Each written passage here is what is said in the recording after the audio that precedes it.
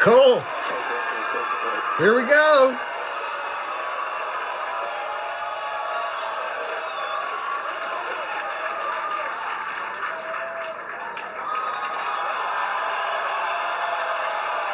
T-minus 15 seconds. 10, 9, 8, 7, 6, 5, 3. Let's get ready to rumble! Oh my God.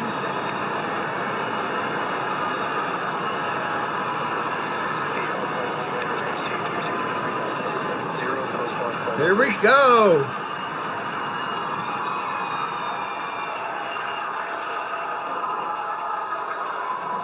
All right. Booster upper chamber pressure is nominal. Look at that thing go. T-33 seconds into the test flight of the inaugural Starship vehicle. Tower cleared, we're into pitch over. Propulsion reports first stage engines nominal. What a sight from the ground cameras at Starbase. We're flying at twice the thrust of the Saturn V heading to space. Acquisition signal, focus proceed. We're throttled down and throttled back up. Look at that thing go. Through the period of maximum aerodynamic pressure.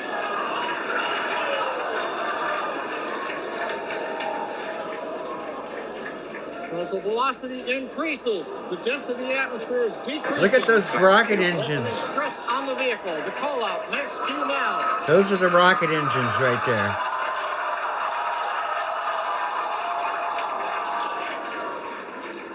Continuing to watch the first stage as we head downrange.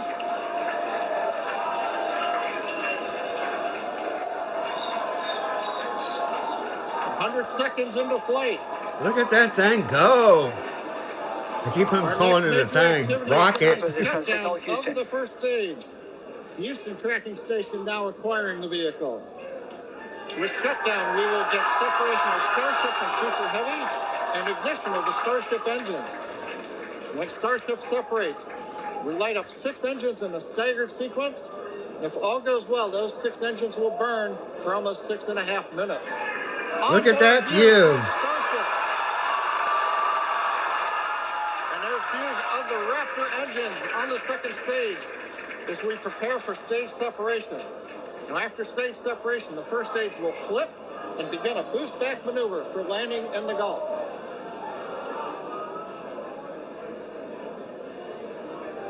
They're gonna land these stages and also the spacecraft in a Continuing to yoke. fly, 2 minutes, 40 seconds. Let's get ready for main engine cutoff. Back on the pad.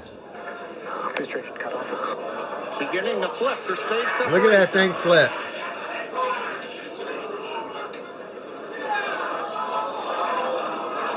My God.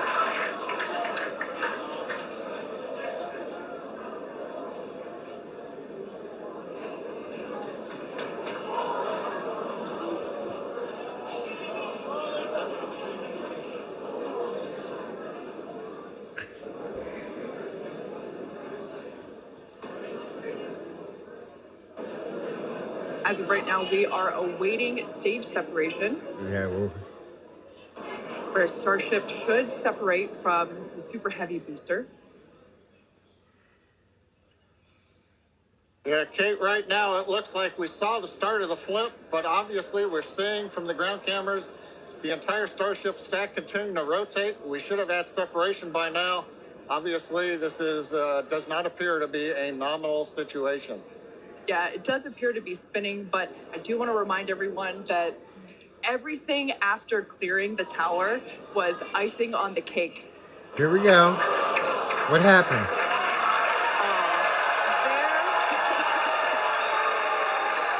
Did it set? As you saw, as we promised, an exciting end to the Starship inaugural integrated test flight. A deep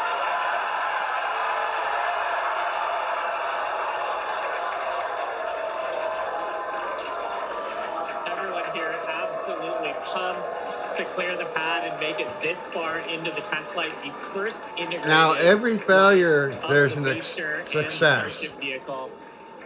Live view there of our control center at Starbase, which we refer to as Star Command. That looks like Mr. Musk there. As we said before, obviously we wanted to make it all the way through, but to get this far, honestly, is amazing. It is amazing. Well, if you're just joining us, Starship just experienced what we call a rapid unscheduled disassembly, or a RUD, during ascent. But now this was a development test. This is the first test flight of Starship, and the goal was to gather the data, and as we said, clear the pad and get ready to go again. So you never know exactly what's going to happen, but as we promised, excitement is guaranteed. And Starship gave us a rather spectacular end to what was truly an incredible test thus far. Now, as we mentioned at the start of today's program, any and all the data that we collected during the test is going to help us with further development of Starship, and it's going to improve the vehicle's reliability as SpaceX seeks to make life multiplanetary. It's really worth noting that the flight path was designed to be over water and all the air and sea space. Along with that flight path and those surrounding areas were cleared in advance of the test. And of course, we're going to be coordinating with local authorities for the recovery operations. But honestly, what an exciting morning. Oh my gosh. We had a successful liftoff from Starbase, Texas Cool. at 8:28 a.m. Central Time. We cleared the tower, which honestly was our only hope. We cleared the tower, and all the data that we collected all the way through all those Raptor, those 33, although I think we saw that 3 Raptor engines were out. But we got all that data, and we got so far as to hoping to see the Starship, the second stage, separate from the first stage, the Super Heavy booster. And unfortunately, we didn't make that happen, but that's okay. It was the first integrated launch, and honestly, today was amazing. Absolutely incredible day. We made it through a number of those initial test objectives with getting booster ascent, getting all the way through the countdown, working some issues at the end. Like, really fantastic day. Got through the gate at T-minus 40 seconds on the second try. Everything released, the hold downs, the quick disconnect arms, everything moves out of the way.